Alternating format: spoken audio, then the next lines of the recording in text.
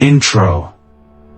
Narcissistic individuals are often drawn to people who can provide them with what they crave: admiration, validation, physical appeal, and status. In fact, something as simple as being kind and offering compliments can make you incredibly attractive to them. So, does that mean you need to change who you are to avoid becoming a target? Absolutely not. While they may initially be drawn to you, it's important to recognize when things start spinning out of control. The trick is knowing when to step off that ride before it picks up too much speed. Before we dive into today's episode, I want to extend an invitation for you to join this community, a space designed to help you unlock happiness, health, and healing. All you need to do is hit that subscribe button, and I'll be forever grateful for your support. Your comments mean so much, and I'm so excited to embark on this journey with you.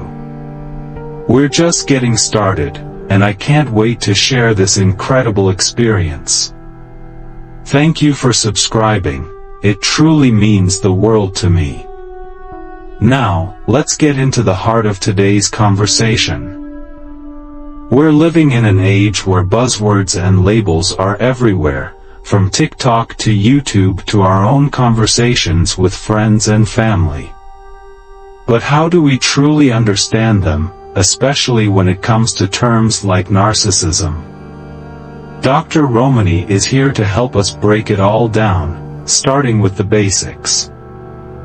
Let's clarify what these terms really mean and why it's crucial to understand them in today's world. How to diagnose narcissism. Let's start by clearing up a common misconception: the difference between narcissism and narcissistic personality disorder, NED. It's easy to get them confused, but they're different things. Narcissism, at its core, is a personality style. There are many personality styles out there, and while narcissism can be a maladaptive one, meaning it tends to create conflict and damage relationships, it's not necessarily a disorder on its own. Now, NED, on the other hand, is a specific diagnosis. It's when narcissistic traits are so extreme, consistent, and pervasive that they start to cause real problems across various aspects of a person's life. We're talking about the hallmark behaviors: low empathy, entitlement, grandiosity, arrogance, envy, constant admiration seeking, egocentricity, and a total lack of consideration for others. These traits show up in almost every relationship they have, and they persist over time. A therapist who is trained to diagnose mental health conditions might recognize these patterns and assign the NED label. However, here's where it gets tricky: most people with narcissistic traits don't seek therapy, so they never get officially diagnosed. That's why it's so hard to draw clear lines, especially since calling something a disorder carries a lot of weight and stigma. In fact, if I could change the system, I might do away with that diagnosis altogether. It doesn't really help the person diagnosed, and many clinicians hesitate to use it because of the negative connotations it carries. What's important to remember is that narcissism exists on a spectrum. You might encounter someone who's mildly narcissistic, a little self-absorbed or emotionally immature, perhaps shallow or selfish, all the way up to someone with severe traits, who can be coercive, manipulative, or even malignant. This book focuses on that middle ground, where most people fall. While there are certainly cases of more extreme narcissism, like those involving manipulation and control, they're often too severe to be addressed here. But for most of us dealing with narcissistic individuals, it's that in-between range that we need to understand. When it comes to mild narcissism, the people exhibiting those traits may be frustrated or annoyed by certain situations, but they're not typically devastated or deeply hurt, like those with more moderate narcissistic behaviors. The key difference here is more about the intensity and emotional impact of their actions. With mild narcissism, there's still a level of self-centeredness, but it doesn't lead to the kind of emotional devastation that can come with more pervasive narcissistic traits. It's important to note that in everyday situations, like at a dinner party, for example, I might meet someone and start forming some clinical impressions based on their behavior. But even if I had a strong hunch about what might be going on with them, I'd never blurt out a diagnosis like generalized anxiety disorder or bipolar disorder. It just wouldn't be appropriate in that setting. What I would do, though, is suggest that they talk to someone professionally. So when we start talking about narcissism, especially in the context of relationships, the mistake many people make is assuming that someone diagnosed with narcissistic personality disorder, NPD, automatically has more severe narcissism than someone who isn't diagnosed. But that's not always the case. There are plenty of people with NPD whose narcissism isn't as extreme as some people who've never received a formal diagnosis. In fact, there are people out there with malignant narcissistic tendencies who have never seen a clinician, and we can speculate all we want about what's going on with them, but they don't have that formal label. On the flip side, someone diagnosed with NPD may simply have gone through the process of seeing a clinician, who recognized the patterns and made the diagnosis. This brings us to a bigger issue: the public discourse around narcissism. With the rise of social media and the quick spread of information, people who are simply trying to make sense of a difficult relationship are often met with ridicule and shame when they speak out. If someone shares that they're dealing with narcissistic behavior in a partner or family member, the internet can be incredibly quick to criticize or dismiss them. They may already feel devastated by the situation, but now they're being shamed for even suggesting that narcissism might be the issue. It's creating a painful, confusing space for many who are already suffering in these types of relationships. When we talk about narcissism, it's important to stick to the term narcissism itself and avoid getting too bogged down in the specific clinical details of narcissistic personality disorder, NPD. Delving into the intricacies of NPD can make the conversation unnecessarily complicated and distract from the real issue. These personality traits are damaging to those who are caught in relationships with narcissistic individuals. By focusing too much on clinical labels, we lose sight of the fact that the patterns of narcissism are causing harm and need to be addressed in a broader, more accessible way. This brings us to a bigger question: why does it feel like more and more people are talking about narcissism these days? Why is it that, all of a sudden, it seems like everyone is either recovering from a relationship with a narcissist or grappling with the aftermath of one? It's an interesting shift, and it's happening more frequently in our conversations. Is it a cultural phenomenon? Has narcissism always been this prevalent? The truth is, narcissism has always been around. As long as people have existed, narcissistic traits have been part of the human experience. In fact, if you were to open a history book, you'd probably find that a significant number of influential figures were, in fact, narcissistic in some way. Many of the people who've made history, driven innovation, and led revolutions likely had narcissistic tendencies. Does that mean they were always nice people? Not necessarily. But their drive, vision, and often larger-than-life egos were key to the major advancements we've seen throughout history. So, narcissism has always been with us. It just didn't have the clear label we give it today. Psychology, as a field, is still in its infancy, having really started to develop only a century or so ago. The idea of categorizing personality traits like narcissism only began to take shape in the late 1800s. So while narcissistic behaviors have always existed, it's only in recent years that we've started to articulate and understand them in these terms. That awareness is what's changing. People are becoming more attuned to the signs of narcissism, and they're starting to recognize these patterns in their relationships, which is why the conversation feels so much more urgent now. The more we understand, the more we can protect ourselves from its destructive impact. Narcissistic behaviors have always existed in our relationships, whether with partners, children, or family members.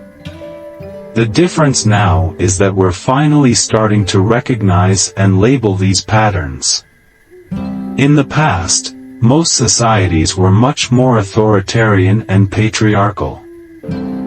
There was an unspoken, almost universal acceptance that some people just acted like jerks and that we were expected to follow them regardless. In fact, if you look through history, you'll find countless examples of narcissistic rulers and conquerors, kings who were tyrants, invaders who were ruthless. These figures were the narcissists of their time, but they weren't labeled as such. We simply didn't have the language to describe it. But even just a decade ago, people wouldn't have described a difficult partner as narcissistic. They would have just said, "My partner is a jerk, I can't figure out why they keep treating me this way." The language didn't exist, and there weren't the platforms to share these experiences. Everyone was still going through the same issues, the confusion, the frustration, the self-blame, but we just didn't know how to talk about it. Now, we have a better understanding, a new framework to describe these behaviors. We can recognize that narcissistic traits show up consistently in relationships, and it's not about blaming yourself. It's not your fault. It's them. They have their own process and journey, but it's unlikely they'll get the help they need. What's crucial is recognizing that you don't need to sacrifice your life in an attempt to win them over or to prove something to them. I've seen too many people waste years, even lifetimes, trying to please or change an unchangeable person. It's especially damaging when the narcissist is a parent, but even in long-term intimate relationships, the toll is heavy. Particularly if someone entered that relationship at a young age, it can be hard to break free from these toxic cycles. This behavior has always existed, but now we're able to label it and understand it better. As our vocabulary evolves, we're able to recognize these patterns more clearly, and that helps us better understand and protect ourselves. And speaking of protection, many people wonder, how do I stop attracting narcissists? If you're constantly drawing narcissistic individuals into your life, understanding the underlying reasons for that attraction can be the first step in breaking the cycle. Let's dive into that, because it's key to not just recognizing narcissism in your relationships, but also to preventing it from continuing. How to not attract a narcissist. Is there a way to stop attracting narcissists? I wish I could give you a simple yes, but it's a little more complicated than that. Here's the truth. if you've attracted a narcissist into your life, it's because you are attractive, and I don't just mean physically, though that can certainly play a role. What I mean is that there's something about you that draws them in.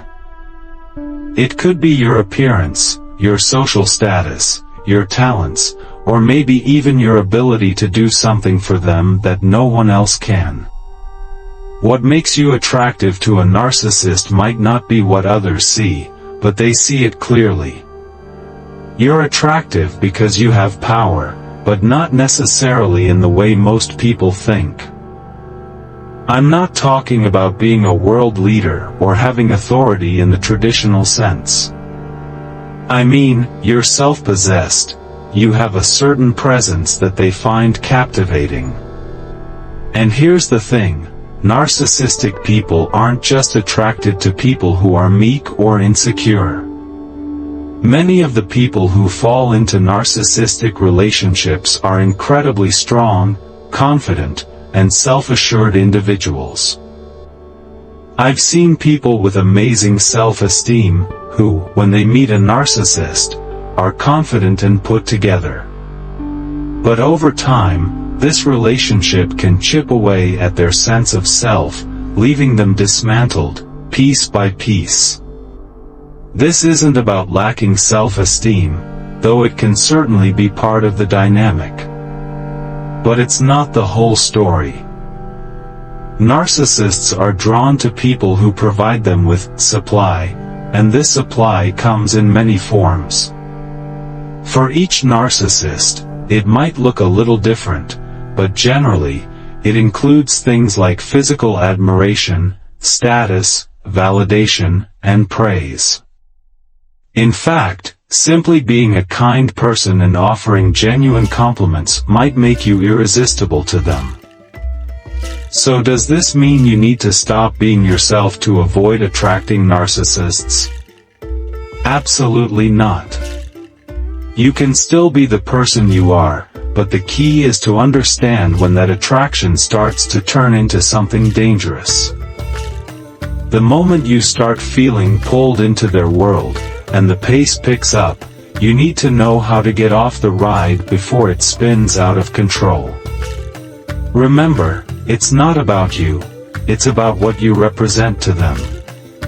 And once you recognize that, you can start to protect yourself from getting trapped in that cycle.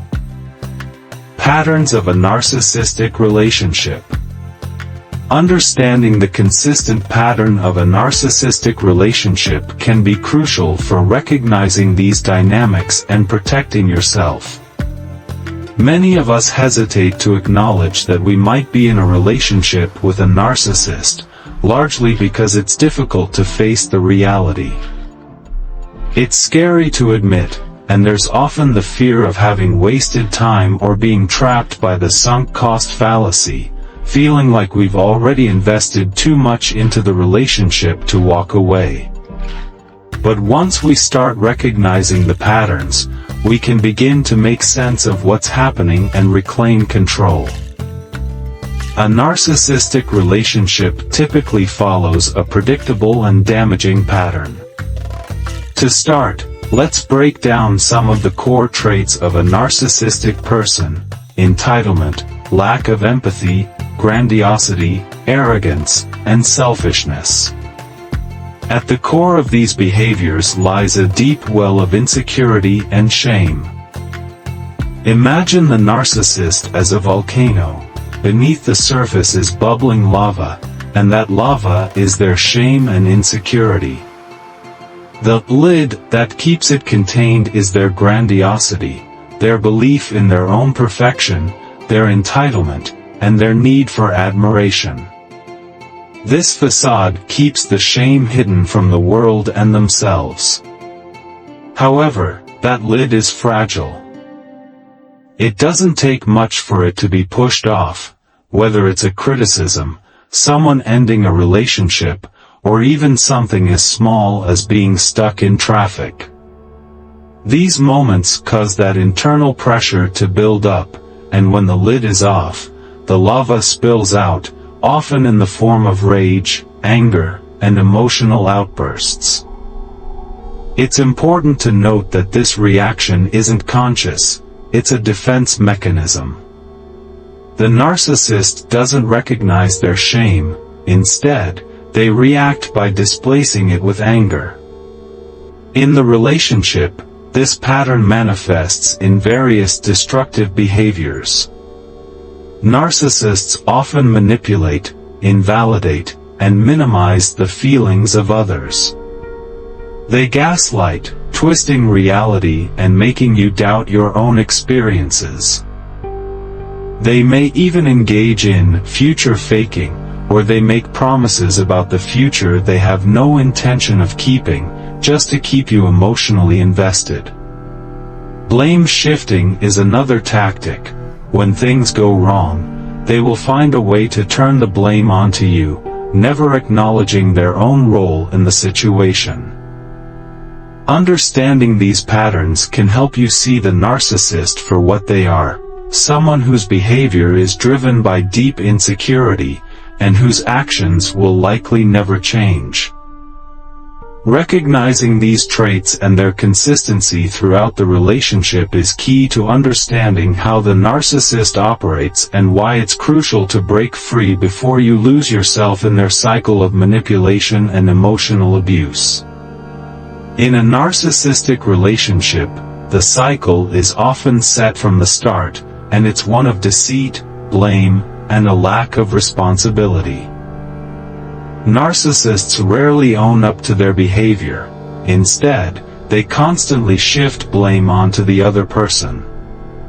This is why people in these relationships often end up blaming themselves, feeling like they're the ones who are at fault for everything that goes wrong.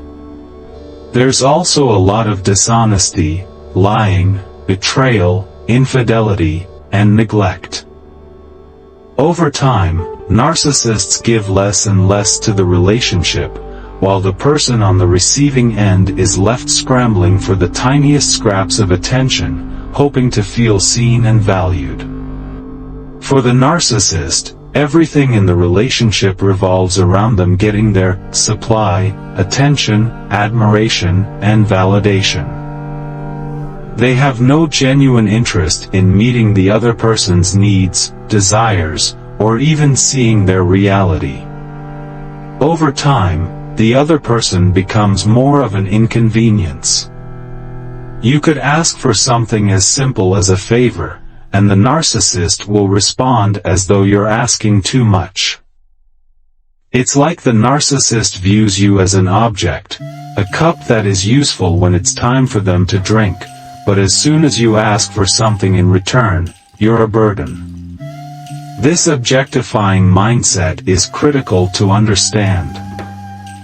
For the narcissist to maintain control, the other person has to completely sacrifice their own sense of self and buy into the narcissist's twisted reality. It's not an overnight process, but over time, the victim's identity and needs become secondary, while the narcissist's needs dominate. This becomes a one-sided arrangement where the other person gives everything, and the narcissist takes without giving back. At the beginning of a relationship with a narcissist, it might seem different. This phase is often idealized, what many refer to as love bombing. During this stage, the narcissist pulls you in with extravagant gestures, attention, and a seeming desire to understand and connect with you. They appear to be in tune with your emotions and desires. But, as the relationship deepens, you may realize that all this attention was not about love, it was about gathering ammunition.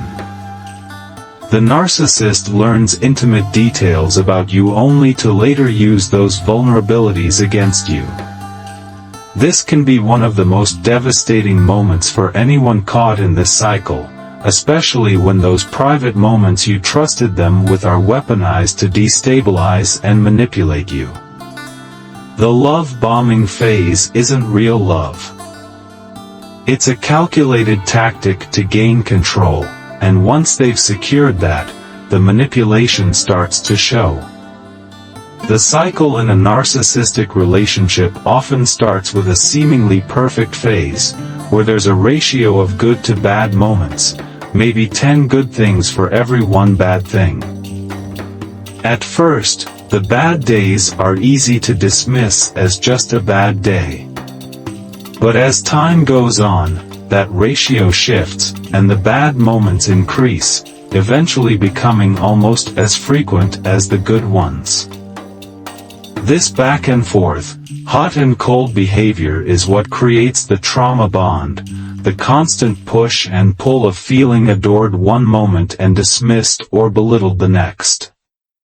It's this very inconsistency that leads people to justify the relationship and blame themselves.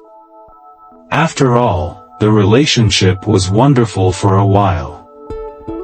It was great for 2 or 3 months, so what changed? People trapped in this cycle will start to pull apart their own identity, trying to figure out what went wrong, like rummaging through a bag, searching for the one thing that caused the fall from grace. It's a chaotic, endless loop of questioning, trying to make sense of the sudden shifts in behavior. Once the narcissist feels secure that they've hooked you, whether by a long-term commitment, promises of love, or control, they start to pull back.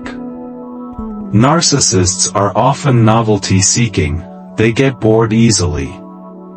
Initially, they might still seem interested, but then, without warning, they'll withdraw. You become a constant source of supply, but only when it serves them. Over time, they'll stop fulfilling the basic responsibilities of a healthy relationship: empathy, compassion, kindness, self-awareness. Essentially, they stop showing up as a partner. The idea of mutual care becomes irrelevant. Eventually, when they lose interest or when you decide to leave, the discard phase can begin. It may feel like they don't care at all anymore, as they completely neglect their role in the relationship. And if you try to leave, the narcissist might engage in a hoovering phase, trying to suck you back into their orbit. They'll test the waters to see if you've moved on, and if they sense you're happy without them, they might try to turn it all around again. The cycle continues, pulling you back into their web of control and manipulation. The pain, stress, and heartbreak are overwhelming. The relentless emotional roller coaster is exhausting, leaving people feeling mentally and emotionally drained, unsure of who they are or how they ended up in this toxic cycle. But it's important to remember, these patterns aren't your fault. They're the product of manipulation, and breaking free from them is a crucial step toward reclaiming your sense of self and your happiness. Why people get stuck in toxic relationships. The excuses and justifications that people tell themselves in narcissistic relationships often prevent them from healing, and understanding why we justify this behavior is key. At the most fundamental level, human beings have a primal need for attachment. We are social creatures by nature, our brains are wired for connection. From an evolutionary standpoint, survival depended on being part of a tribe, being linked to others. We weren't meant to be alone, and this need for connection doesn't disappear as we grow up. In fact, it often becomes even more crucial as we get older. This need for attachment plays a pivotal role, especially in childhood. When a child experiences an unattuned or abusive parent, they can't just walk away from the relationship. They don't have the option to say, "I'm going to find a new parent on a dating app," because, for a child, the relationship with their caregiver is everything. The child needs that bond to survive. The challenge is that the child has no choice but to internalize the relationship dynamics and devalue themselves, wondering, what am I doing wrong? How can I be more of what this parent needs? In the case of narcissistic parents, this dynamic is even more intense because the child may become conditioned to put their own needs aside, learning to be exactly what the parent wants in order to maintain some form of love or approval. Over time, this teaches the child to suppress their own sense of self-worth, shaping their future relationships. Fast forward to adulthood, and many of the same justifications are carried into new relationships. The person may think, everyone has a bad day, relationships are tough, or even, I'm no picnic myself. These thoughts allow them to rationalize the narcissist's behavior, telling themselves it's just a rough patch, that they're being unreasonable, or that the narcissist is working hard and truly cares. People in these relationships often stay because, deep down, they want to believe that the love they're seeking is attainable, even if it's inconsistent. The fantasy of getting back to the good times, those moments when the narcissist seemed loving and attentive, is what keeps them holding on. This attachment hunger makes it hard to break free, and the justifications, like the ones we use to make excuses for the narcissist, prevent them from truly healing. The truth is, healing starts when we recognize that we don't have to accept this dysfunction as normal or inevitable. It's about acknowledging that the unhealthy attachment patterns we learned in childhood no longer have to dictate our adult relationships. The justifications people make for staying in narcissistic relationships are often deeply ingrained and reinforced by society. It's easy for people to fall into these patterns, because the world around us tends to say things like, relationships are tough, or maybe they're just having a bad day. These statements, though well-meaning, only serve to invalidate the real pain and confusion that people experience in these toxic dynamics. The more these justifications are repeated, the harder it becomes to see the truth. What makes these patterns even more challenging is the nature of empathy. Narcissistic individuals are drawn to people who can offer them supply, whether that's validation, attention, admiration, or something else that fuels their inflated sense of self-worth. Meanwhile, the more empathic person is often the one who gets caught in the web of trauma bonding. Because empaths are highly attuned to the feelings of others, they're more prone to justifying and rationalizing the narcissist's behavior. They want to believe that there's another side to the story, that things can get better, or that the narcissist just needs more understanding or love. This makes them more susceptible to the cognitive dissonance of the relationship, the mental discomfort that arises when the reality of the relationship doesn't match the desired or expected outcome. To relieve that tension, the person justifies the bad behavior, hoping that if they keep trying, things will improve. This is how the cycle continues. By denying the inconsistencies, the victim tries to maintain the status quo.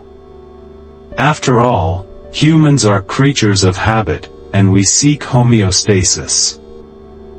We don't like the idea of upheaval, even if the current situation is painful.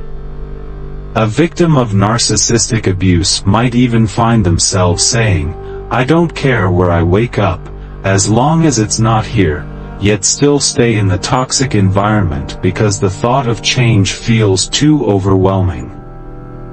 Over time, the more someone stays in this dynamic, the further they drift from their true selves.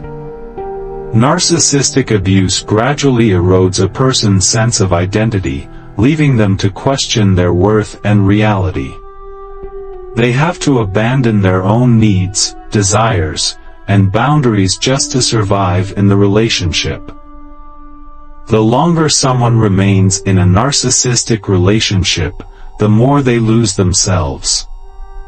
The pain of narcissistic abuse is not just emotional, it's a deep, pervasive loss of self.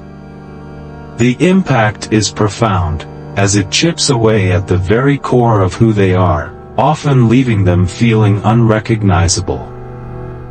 It's a slow, insidious process, but one that takes a toll on every aspect of a person's life, making it essential for those affected to understand that healing requires not only breaking free from the narcissist, but also rediscovering who they are and reclaiming their true selves. The long-term impact of narcissistic abuse. When someone leaves a narcissistic relationship, especially an empathetic person, it's not as simple as just feeling relief or joy from getting out. In fact, many people who've been in these relationships still find themselves caring about the narcissist's well-being, despite the harm they've endured. This emotional tug, caring for someone who has hurt you, is one of the most confusing and painful parts of narcissistic abuse. It's as if, despite all logic, the emotional bond remains, and it can be hard to shake off feelings like, "I hope they're okay," or "I know they're struggling." On a deeper psychological and scientific level, the effects of narcissistic abuse can be profound and long-lasting. Survivors of these relationships often experience a wide range of symptoms that don't just disappear when they leave. There is a significant amount of rumination, where the individual replays events over and over, questioning themselves, wondering if they missed something, or doubting their own perceptions. Regret and anxiety are constant companions. Many also feel deep sadness, often mixed with self-blame and self-doubt, as though they are responsible for the dysfunction of the relationship. One of the most common and debilitating side effects is hypervigilance, a constant state of being on edge, anticipating danger or criticism. This heightened state of awareness can make simple, everyday interactions feel overwhelming. Survivors may also develop social anxiety, where the fear of judgment or criticism from others is exacerbated by the trauma they've endured. This heightened sensitivity can make them retreat from social situations altogether. In addition to these emotional and psychological impacts, narcissistic abuse can lead to a dissociative state, where a person becomes disconnected from their own needs, desires, and true identity.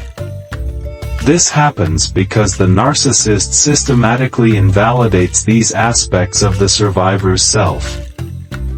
Over time, the person may lose touch with who they are, their own wants and feelings, and may start to feel like they're just going through the motions. This dissociation is often mild at first but becomes more pronounced the longer the relationship lasts. Physical symptoms are also common in survivors of narcissistic abuse. Sleep disturbances, changes in appetite, and difficulty concentrating are just a few signs that the trauma is affecting their bodies. Interestingly, while some survivors might develop clinical depression, many don't fit neatly into that category. They don't exhibit the full spectrum of depression, but they do show signs of emotional depletion and numbness. It's not until they are surrounded by healthy, supportive environments, whether that's friends, family, or therapy, that they begin to feel a sense of animation, as if they're waking up from a long, exhausting fog. The emotional scars from narcissistic abuse are deep, often creating a disconnect from one's true self. This is why healing isn't just about moving on or getting over it. It's about rediscovering who you are beneath the layers of self-doubt and trauma, and learning to trust yourself again. You're absolutely right. It can be easy to think that the best way to heal from narcissistic abuse is to just cut it out completely, like it's a toxic growth. But what I'm really advocating for is the opposite, healing without losing the very qualities that made you empathic and compassionate in the first place. This is where things get complicated for survivors. They often feel like their empathy, their ability to care for others, becomes a double-edged sword, something that was weaponized against them in the relationship. Survivors of narcissistic abuse can be incredibly kind, attentive, and giving, which in itself is a beautiful thing. But what happens is that this compassion sometimes morphs into a survival mechanism. It's like a fawn response, where you become whatever the narcissist needs you to be in order to survive. You're bending over backward, putting your own needs aside, trying to gain their approval, and hoping it will bring you peace or make the situation tolerable. After the relationship ends, there's often a deep sense of shame. You wonder, why was I so nice to someone who treated me so badly? You might even question your own character. What's wrong with me that I tolerated that for so long? These are the painful, introspective questions that many survivors wrestle with. But what I try to emphasize is that this empathy you feel, it's not the problem. It's not something you need to cut out. It's part of what makes you uniquely you, and it's a strength, not a weakness. The challenge isn't about getting rid of that part of yourself. The real work is about healing and learning how to be discerning, so you don't continue giving from an empty well or allowing people to take advantage of your goodness. The goal is to help you pull the shame off that empathy and reconnect with the beauty of your caring nature, but now with boundaries, with self-respect, and with the awareness that you deserve to be treated well too.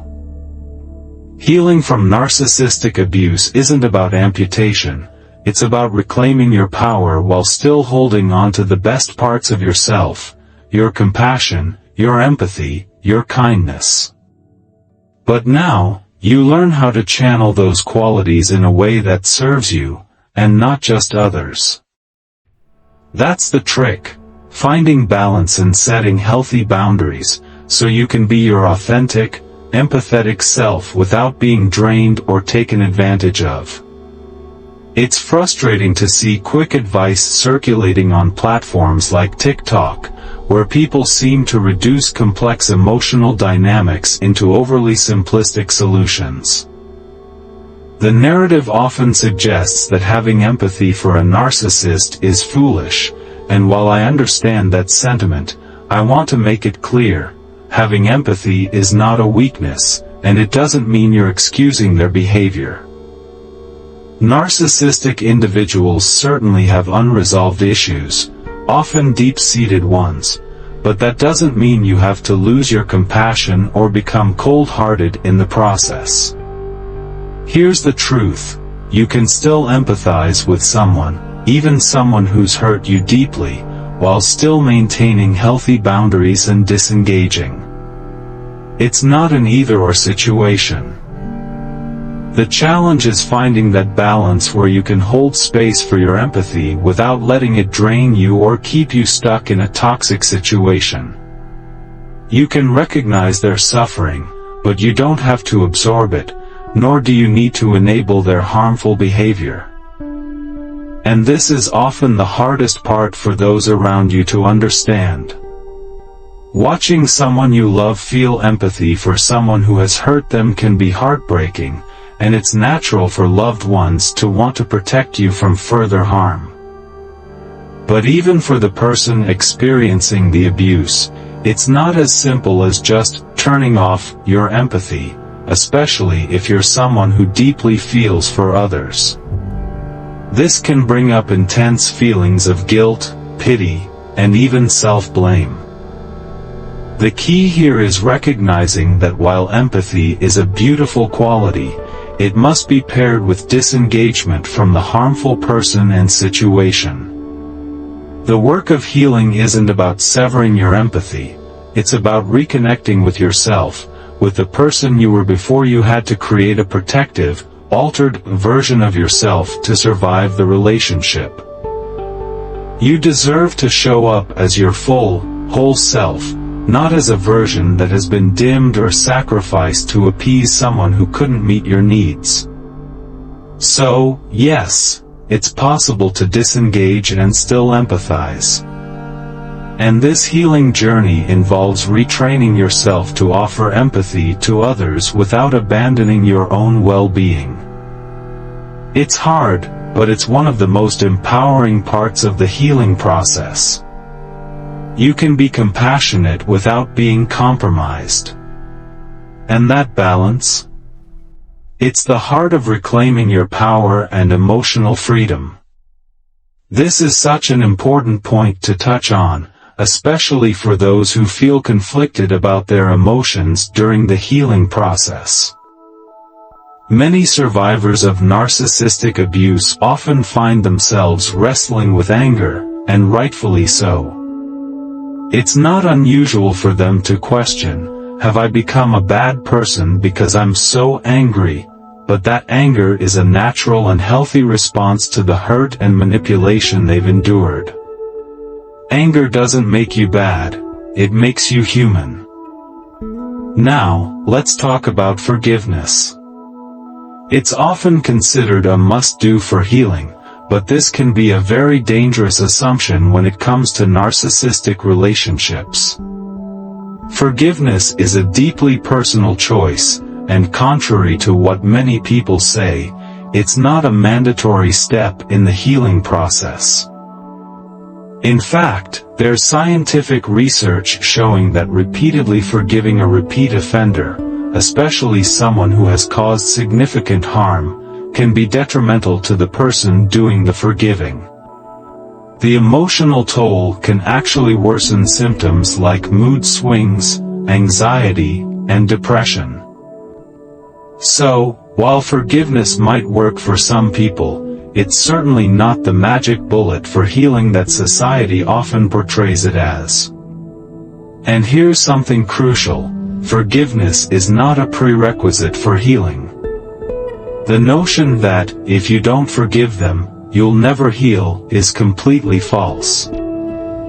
Some of the worst perpetrators, particularly narcissists, may never deserve your forgiveness, and that's okay. There are situations where healing comes not from forgiving but from setting boundaries, reclaiming your sense of self, and finally giving yourself permission to let go of the emotional burden they've placed on you. I'll be blunt, there are people, even narcissists, who have caused me immeasurable harm, and I don't forgive them. And you know what? I'm healing just fine. The message here is that healing doesn't always require forgiveness, it requires self-compassion, self-respect, and reclaiming your power. It's time to stop forcing these cliches down people's throats and start acknowledging that everyone's healing journey looks different. You don't need to forgive someone who has abused or mistreated you to find peace. Healing is about freeing yourself from their control and moving forward with your life, not letting them live rent-free in your heart and mind because you feel obligated to forgive them.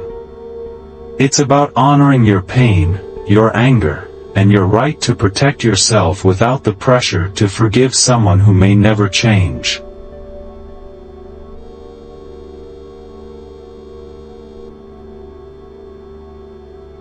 You can empathize and not forgive. The concept of radical acceptance is a powerful and transformative one, especially in the context of healing from narcissistic abuse.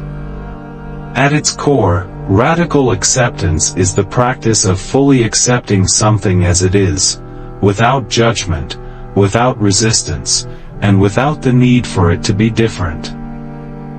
This is particularly difficult in situations of trauma or abuse, where we often wish the reality was different, or we want to deny the hurt caused by others. However, by accepting the painful truth of what has happened, we allow ourselves to heal in a much more authentic and freeing way. In the case of narcissistic abuse, radical acceptance doesn't mean excusing the abusive behavior or forgiving the person for what they did. Rather, it means accepting the reality that they were who they were, and they did what they did, without trying to change the past or wishing things had been different. It's acknowledging that the abuse occurred, and you were hurt by it, but you don't need to stay stuck in that hurt or try to make the other person change. The goal is to stop resisting the reality of the situation, because resistance only keeps you tied to the past and the abuse. Here's where radical acceptance can be a game changer. It helps survivors let go of the need for closure or understanding. Often, people in narcissistic relationships are left searching for answers, for a moment where the narcissist will apologize, or for some explanation of why they were treated so terribly. Radical acceptance helps to release that need. You don't need them to change, apologize, or understand your pain for you to heal. Healing can happen on your own terms, and it doesn't require their validation or remorse. It's not easy, but it can be incredibly freeing. When you practice radical acceptance, you stop fighting the past and you allow yourself to move forward. It also helps you stop personalizing their actions, understanding that their behavior stems from their own dysfunction, not from something you did or didn't do. It allows you to let go of the anger, resentment, and obsession over what was done to you, and focus on your own healing and growth. Radical acceptance can be empowering because it allows you to take responsibility for your own healing, without waiting for anyone else to change or apologize. It's about accepting what happened, without letting it define your present or future. You take back your power by accepting your own experience, as painful as it may be, and making peace with it on your own terms. In your own life, you can practice radical acceptance by acknowledging the hurt without trying to fix it, apologize for it, or demand an explanation. It's a tough but necessary step in recovering from narcissistic abuse, and it's one that opens the door to true emotional freedom. What is radical acceptance? Healing from narcissistic abuse is not a one-size-fits-all journey, and the process itself is far more nuanced than many of us are led to believe. It's fascinating how subtle yet profound the difference is between empathy and forgiveness, especially when it comes to true healing. The path is often portrayed as this almost linear progression, like moving from one neat stage to the next. But in reality, healing is much more complex, and in some cases, messy. There are two foundational components that play a crucial role in healing: radical acceptance and grief. These two are non-negotiable steps on the road to recovery. Radical acceptance, however, is something many people misunderstand. It's not some magic cure that will erase the pain or make everything suddenly better. Instead, it's the raw, often difficult acknowledgement that the person you're dealing with will likely never change, at least not in a way that could make the relationship healthy or functional. This recognition allows you to make decisions from a place of clarity. You see, narcissism is not just a bad behavior, it's a rigid, maladaptive personality style. And just as the body's physical health relies on flexibility and movement, the mind's well-being also depends on the flexibility of its thought processes. Healthy, mentally flexible individuals can adapt and change when needed. However, narcissistic personalities are inflexible. This rigidity makes it near impossible for them to truly evolve or change their harmful behaviors. So, you might find yourself asking, if I've radically accepted this person's behavior, why does it still hurt when they lash out at me? The answer is simple but profound. Understanding why someone acts the way they do doesn't lessen the impact of their behavior on you. Just because you intellectually grasp that their actions stem from their dysfunction doesn't mean that their words or actions no longer cut. You're still human. You still feel. And it's perfectly natural to still be hurt, even when you can see through the mask of their behavior. This is where healing becomes personal and profound.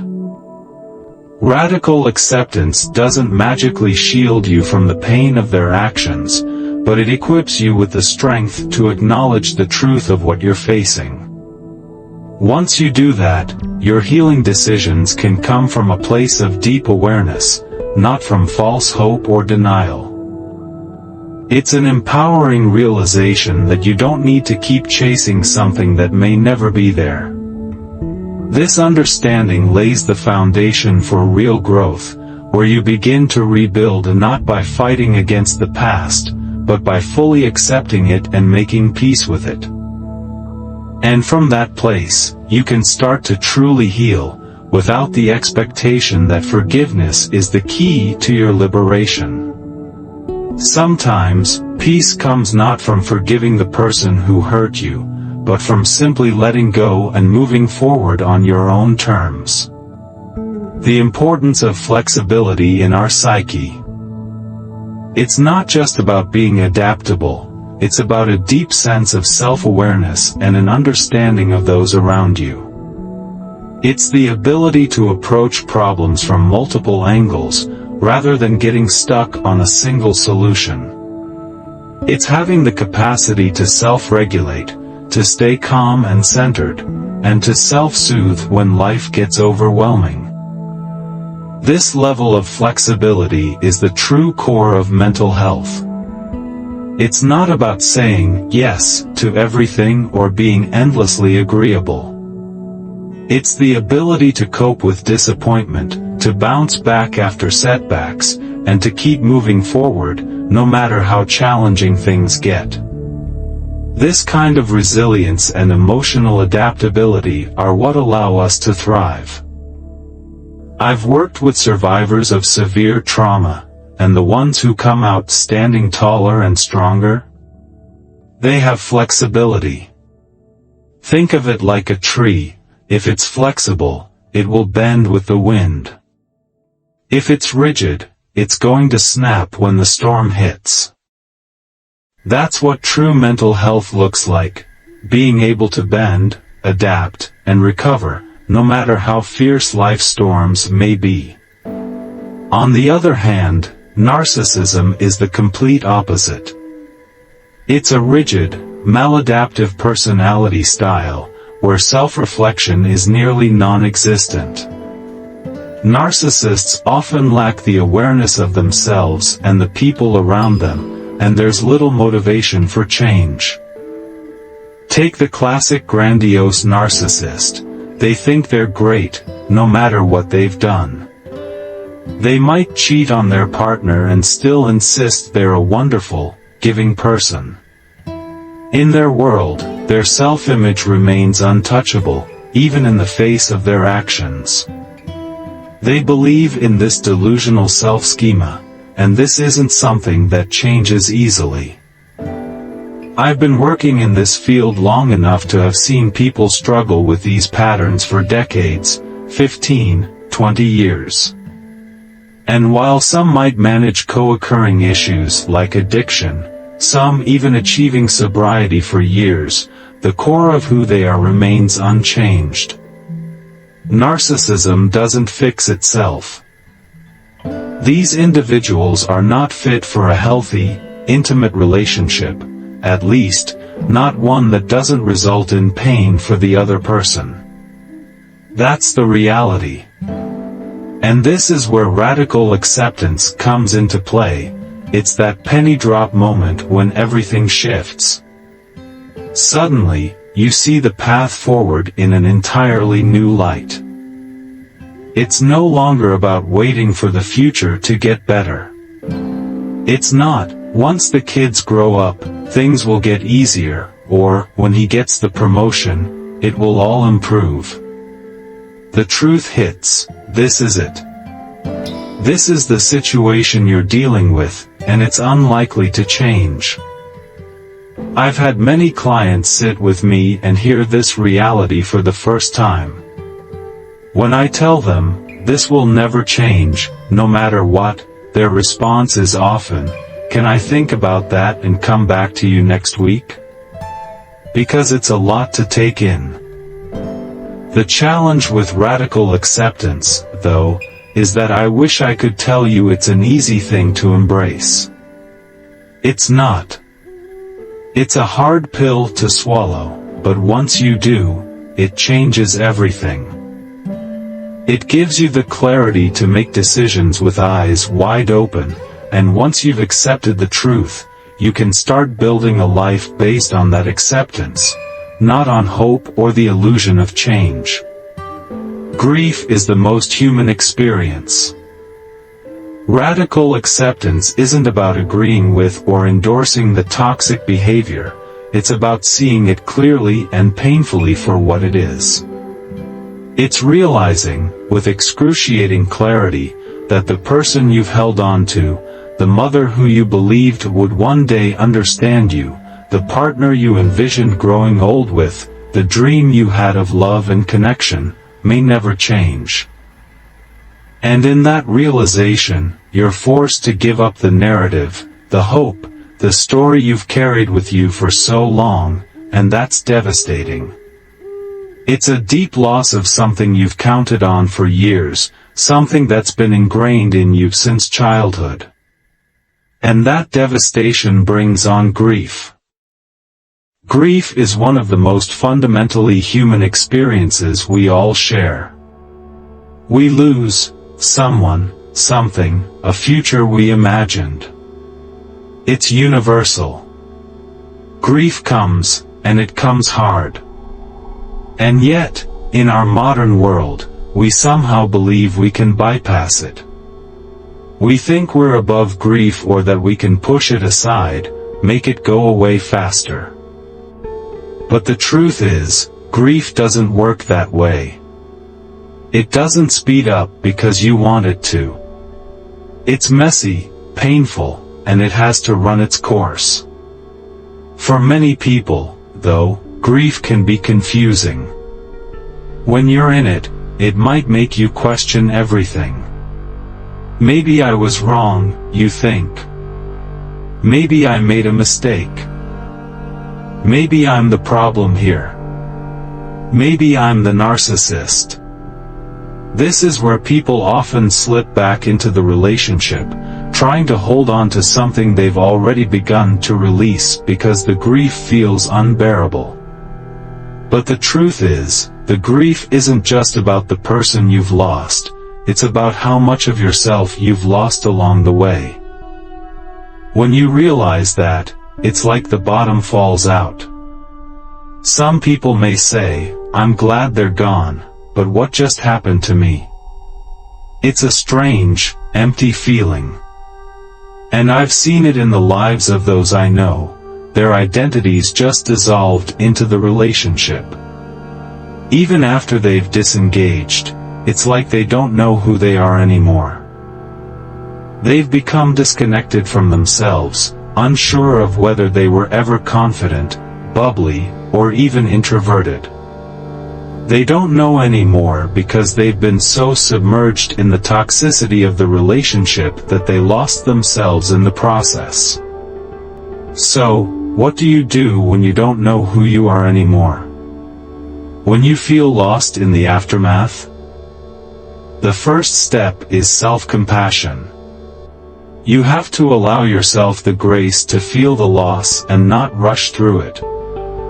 You have to acknowledge that the person you were before may have been changed, but that doesn't mean you can't rediscover yourself. It might feel like a daunting journey back to selfhood, but the truth is, you've always been there, and you can rebuild. But it starts with being kind to yourself, understanding that grief isn't just about the other person, but also about reclaiming who you were before the storm. It's about rediscovering your voice, your desires, your sense of self, and remembering that it's okay to take your time to find it again. How to recreate your own subjective focus. The starting point of healing and rediscovering who you are after a traumatic experience, especially in a narcissistic relationship, begins with the simplest of actions, reconnecting with yourself in the most basic ways. Often, I tell my clients, we're going back to basics. This means taking a step back to listen to your own needs and body, something many of us have forgotten how to do after being constantly told that our feelings aren't valid. Here's a simple exercise: set a timer to go off 3 times a day. When it does, pause for a moment and ask yourself, how do I feel right now? It could be something as basic as, am I cold? Am I hungry? Am I thirsty? Even identifying your own physiological state can be eye-opening because many of us, after being manipulated for so long, lose track of what our own body is telling us. When you ask, what do I want on my pizza, many people are stumped. They'll often catch themselves thinking, well, he always wanted. Before realizing that they haven't even asked themselves this question in ages. It's a simple thing, but it's a vital exercise to reclaiming a sense of self. It may sound trivial, but it's about reorienting yourself, starting with what you can feel physically. For those who've been told for years, you're not hungry, you just ate, or you're not tired, you've had enough sleep, it's a radical shift to simply acknowledge your own feelings. These tiny acts are a profound way to begin reconnecting with yourself. When I guide people through this process, I remind them that it's not about diving into the deep existential questions like, who am I, right away. That can be overwhelming when you've been out of touch with yourself for so long. Instead, focus on these small, basic decisions. Start with the question, what do I want on my pizza? And from there, move forward, slowly, intentionally, and gently, until you're able to ask yourself larger, more meaningful questions like, what do I stand for? What is truly important to me? For many, this process is eye-opening because they've never really considered these questions before. And that's the point. We can't jump right into figuring out the bigger questions about meaning and purpose until we've re-established the basics of who we are. These early stages of rediscovery are like training wheels, helping you regain the autonomy and self-awareness that you lost. Eventually, you can begin to connect with your deeper sense of purpose and meaning, but it requires patience. The goal is to break down the wall that's built up around your identity and take small steps toward rebuilding who you are, one decision at a time.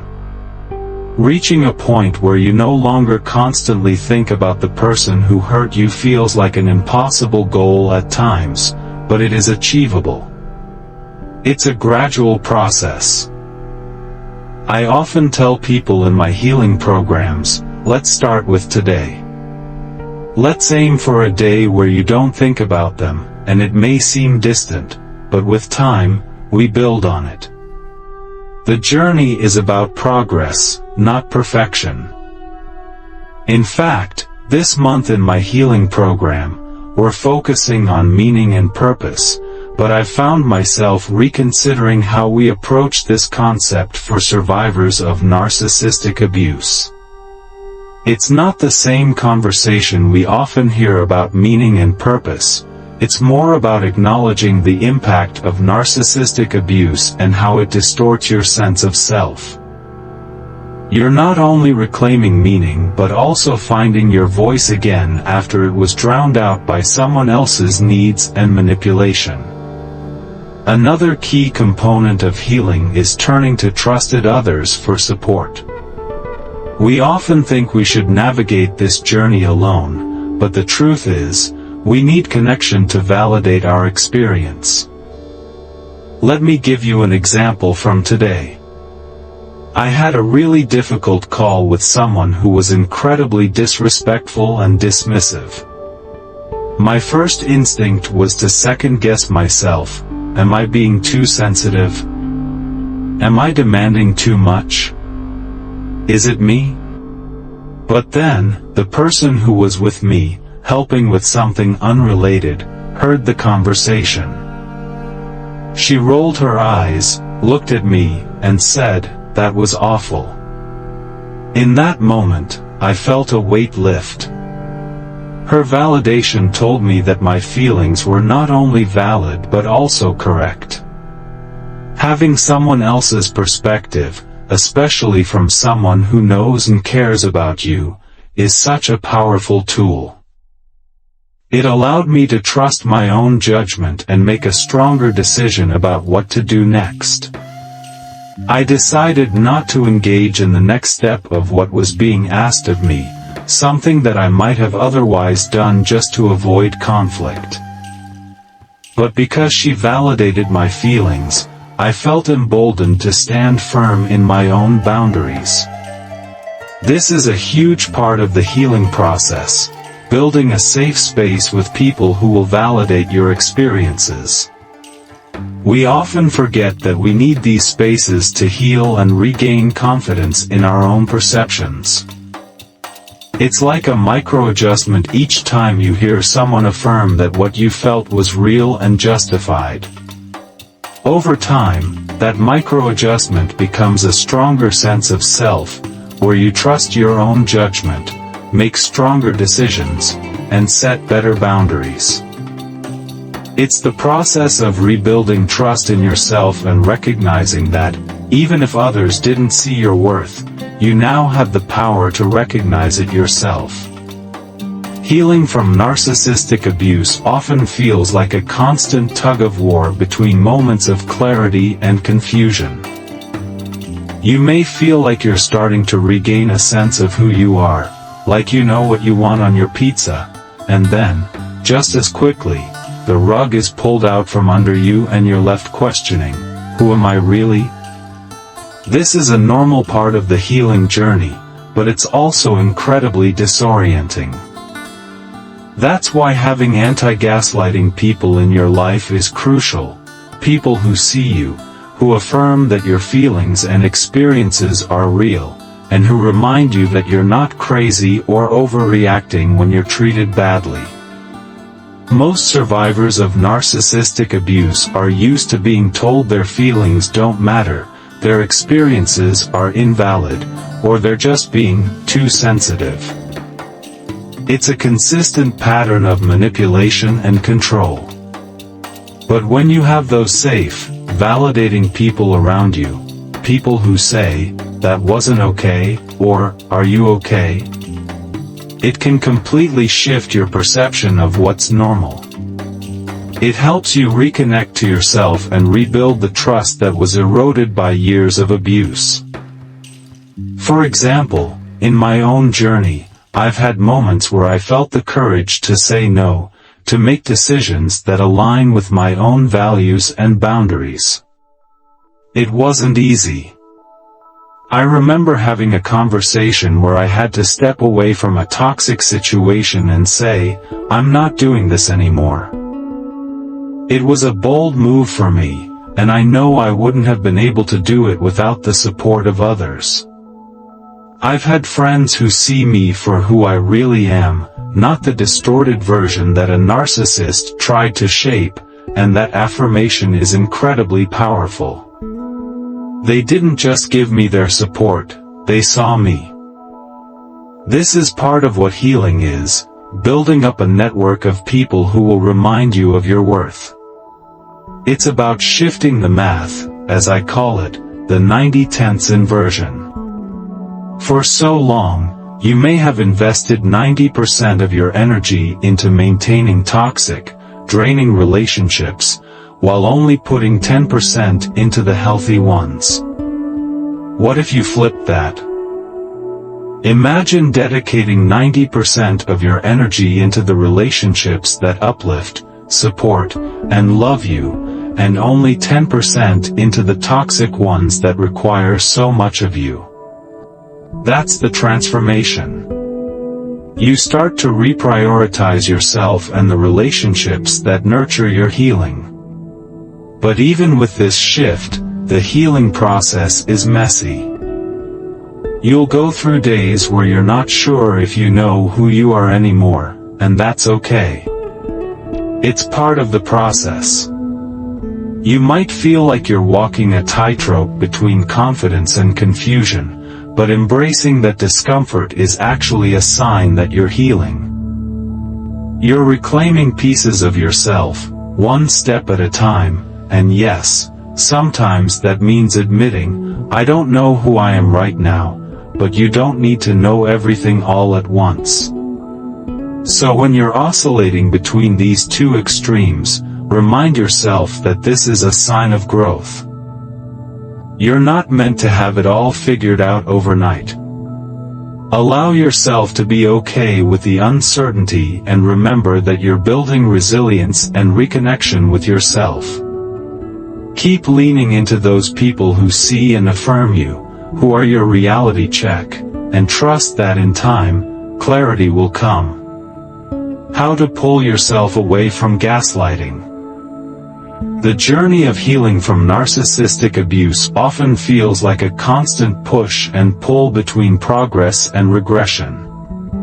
You might find yourself thinking, I'm making progress, but wait, I'm lost again. That internal struggle is part of the process, and it's important to understand that it's not a setback, it's calibration. Think of it like a child learning to walk. They wobble, they fall, they get back up, and each time they do, they are refining their balance. That wobbliness is actually a sign of growth.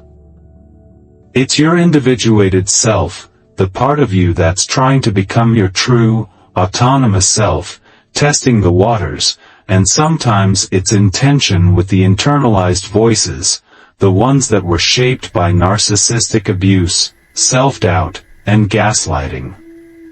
During this period, it can feel like there are two parts of you at war. One part is pushing forward, trying to rebuild your identity, saying, you've got this, and the other is the old, toxic voice that tells you that you're not good enough, that you don't deserve happiness, or that you'll never achieve your goals. It's like the voice of the narcissist living inside your head, telling you that you're not worthy or that you're dreaming too big. In these moments, you have to consciously choose to embrace the wobble, the uncertainty, the oscillation between confidence and confusion. It's part of your recalibration, your growth.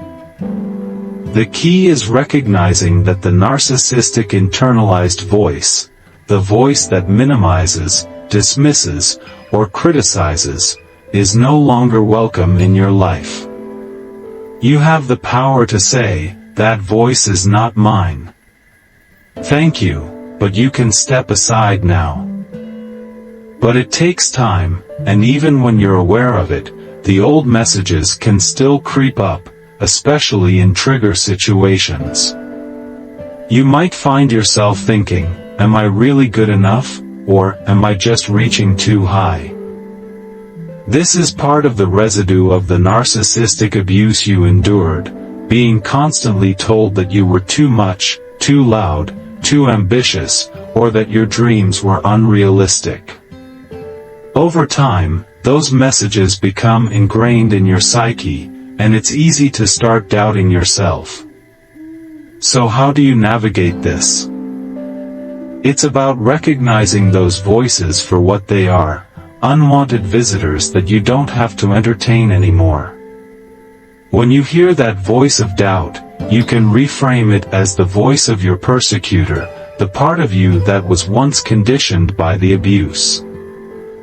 You can look at it as if it's a messy, distorted protector, trying to keep you small, trying to keep you from stepping into your power. And you can choose to dismiss it. Over time, this gives you more freedom to grow and be more compassionate with yourself.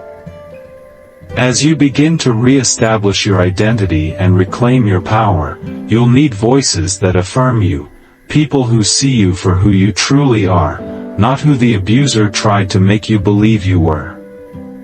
These voices of support will help you reinforce your self-worth, especially in those moments when you feel unsure. That's why having people around who validate your feelings and remind you of your worth is so important. In my own healing journey, I've learned that just hearing someone say, "That wasn't okay," is enough to ground me, to remind me that my inner experience is valid. So, when you're in that space of oscillation, remember that it's not only normal, but necessary. Embrace the wobble. It's your mind recalibrating and learning to trust yourself again.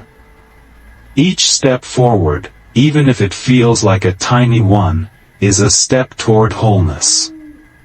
Keep letting go of those old voices, and keep stepping into the life you deserve.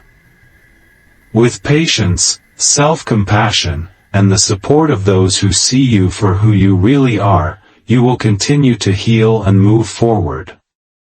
The persecuting voice you describe is such a critical part of the healing journey.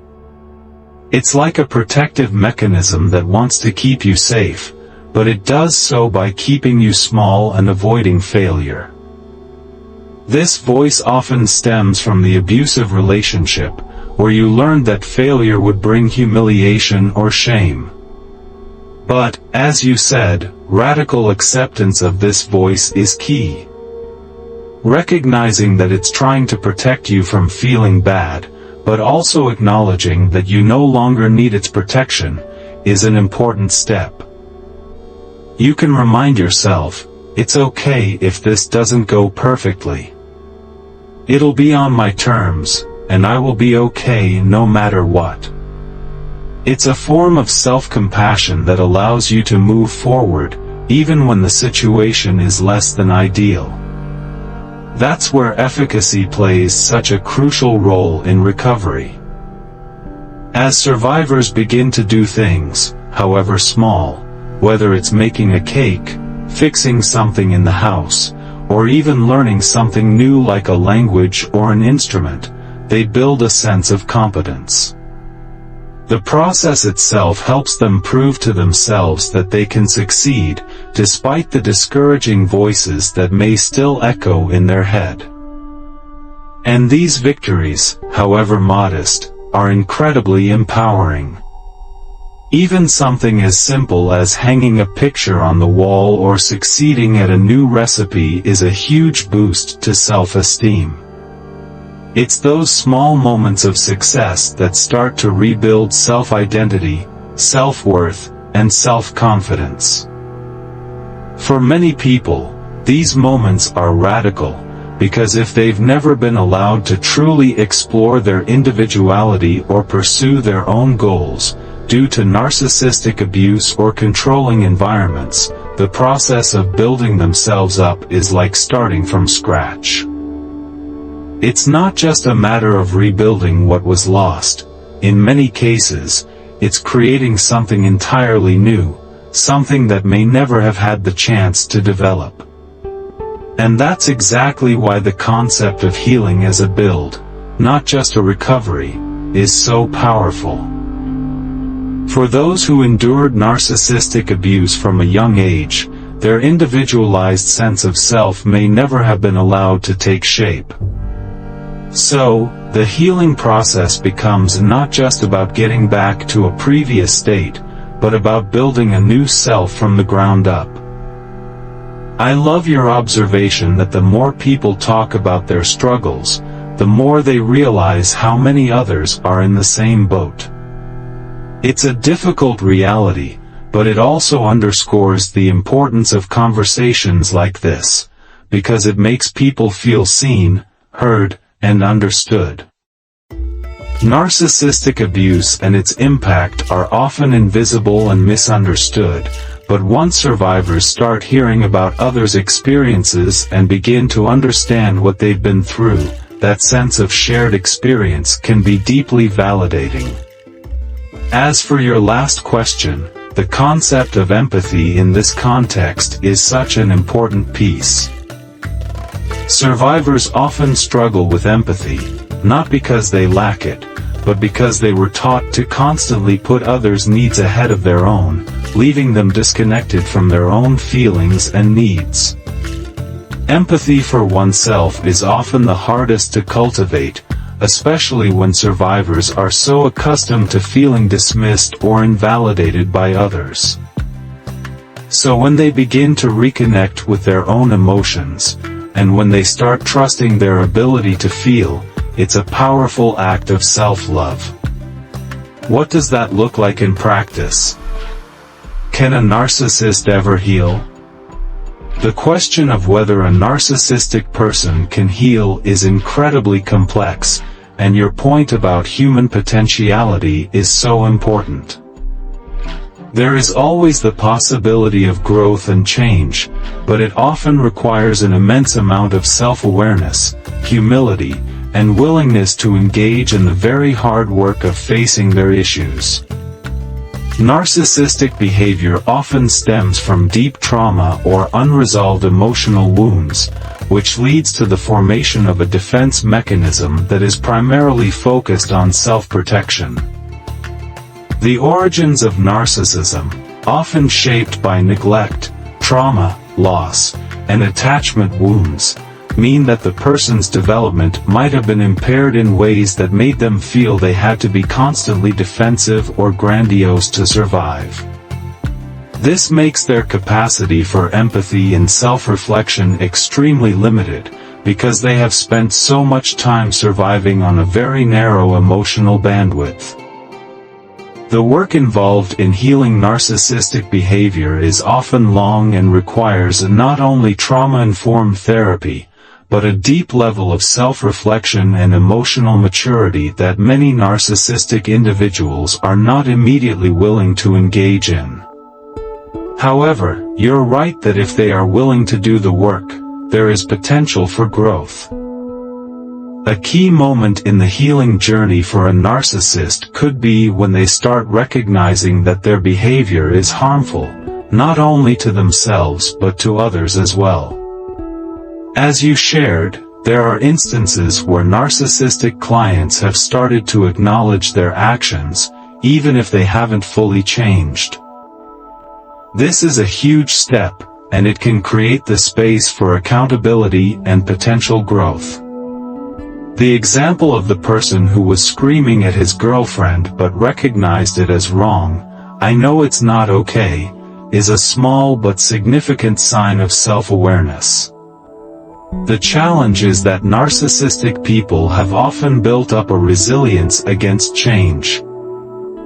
Their self-protection mechanisms are so ingrained that change is not just difficult, it can feel like a total collapse of their identity. In therapy, the goal would be to disrupt their habitual defenses and create a path toward authentic connection. However, even with all the right conditions, change is often slow and the path is filled with setbacks. True healing means the narcissistic person must confront the painful reality of their own behavior, often for the first time in their life, and take responsibility for it. Ultimately, it comes down to whether the person is willing to fully engage in this process. The process can be painful, and many narcissistic individuals might not have the capacity or motivation to engage in the hard work of growth, especially if their sense of self remains rigid and undisturbed. But those who are able to do so, who can recognize how their behaviors hurt others and are willing to work through that, can make progress. For people healing from narcissistic abuse, the question of forgiveness becomes very tricky. In many cases, it may be more about accepting that the person has not and may not change, rather than forgiving them in the traditional sense. The healing survivor needs to decide what's best for their own mental and emotional well-being, often focusing on self-healing and empowerment rather than seeking closure or forgiveness from the narcissist. The survivor might choose compassion for the narcissist as part of their own healing process, but this compassion doesn't have to translate into forgiveness or reconciliation. It can simply be a recognition of the deeper layers of dysfunction, without taking responsibility for the narcissist's actions. It's essential for survivors to protect themselves from further harm while understanding that the narcissist's inability to change or heal is not their fault. The emphasis should always be on the survivor's own healing journey and setting boundaries that allow them to thrive. You're absolutely right. Humility is at the heart of healing from narcissism, and for narcissistic individuals, this can be one of the hardest things to accept. A narcissistic person's sense of superiority and entitlement is often a defense mechanism built around deep feelings of inadequacy and fear of being ordinary. The idea that they could be just another human being, vulnerable and flawed, can feel like a collapse of their entire identity. It's as if their whole world, where they are exceptional, admired, and above others, would fall apart. This makes humility terrifying for them because it strips away their sense of grandiosity and forces them to face the very flaws they've spent their entire lives hiding. Your point about vulnerability being key in therapy for narcissistic individuals is so important. When therapy starts to push them into facing that vulnerability, it can trigger defensiveness, denial, and rage. Humility asks them to admit their faults, their inability to always be in control, and their need for connection, which is exactly what they've been trying to protect themselves from. The fear of being ordinary and not exceptional can cause these deeply ingrained defense mechanisms to resist any attempts to shift their worldview. It's a delicate, complex journey, and it requires an incredibly skilled therapist to guide them through this without re-traumatizing them or letting them continue to bypass the deeper work. It's also so critical to recognize that while there is hope for narcissistic individuals to make progress, the harm they have caused in relationships is often too great to fully repair. The damage inflicted on others can leave lasting emotional scars, and those who have been in relationships with narcissistic individuals often must prioritize their own healing and self-protection. The fear of the narcissist changing for the next person is understandable, but as you've said, change doesn't happen overnight, and it rarely happens without immense and sustained effort over many years. Therapy and self-awareness are ongoing processes that require consistent commitment, which is why so many narcissistic individuals struggle with long-term change and may ultimately drop out of therapy before they can reach a point of meaningful transformation. For those who have been hurt by narcissistic individuals, there is also a valid fear of being replaced by someone else if the narcissist does change. This anxiety comes from the deep-seated manipulation and emotional upheaval they experienced. The reality is that true change, as you said, takes years of committed work, and it's not just about changing behavior temporarily but about reshaping the person's entire worldview, which is a monumental task. It's not a quick fix. The long-term nature of change is often a source of frustration for both survivors and those who have tried to work with narcissistic individuals. Narcissism is like a rubber band, as you said. It can stretch but doesn't easily reshape into something fundamentally different. The emotional resilience of the narcissist and their deep-seated defensive mechanisms can make it difficult for them to truly understand how their actions affect others on a consistent basis. At the same time, while small changes are possible, they often aren't enough to completely undo the emotional damage they've caused in relationships. Survivors of narcissistic abuse may struggle with feelings of inadequacy, self-doubt, and loss of identity for a long time, which makes the healing journey uniquely difficult. The process of healing from narcissistic abuse is therefore not just about forgiving or hoping for the narcissist to change, but about restoring one's sense of self, boundaries, and emotional well-being. It's about learning to move forward without waiting for them to change or fix their behavior. You're absolutely right. Waiting for a narcissistic person to change is akin to waiting for something that is not coming. Just like the metaphor of the rubber band, their behavior can stretch a little in moments of peace or under the influence of good therapy, but as soon as stress, conflict, or a trigger appears, they often revert to their default state. True change requires a deep, sustained commitment, which is not typically something that a narcissistic person can maintain over the long term without significant vulnerability, insight, and consistent effort. And, as you said, when stress hits, those defensive mechanisms kick back in, and it's often back to square one.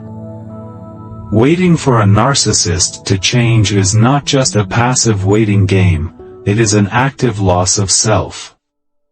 The emotional toll it takes on someone who is constantly waiting for validation, hopeful for a change, or feeling responsible for the narcissist's well-being is significant.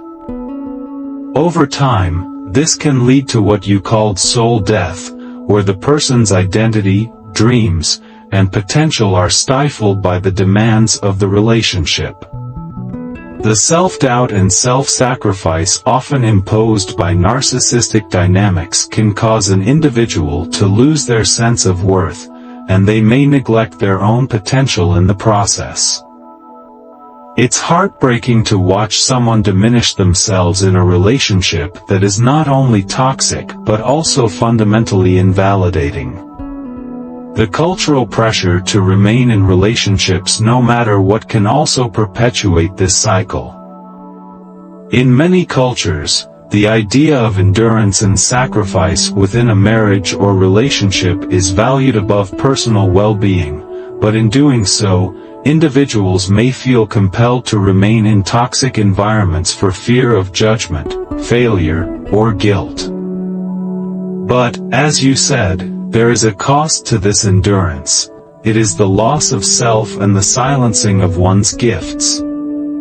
Narcissistic relationships often stifle creative potential, personal growth, and the ability to thrive.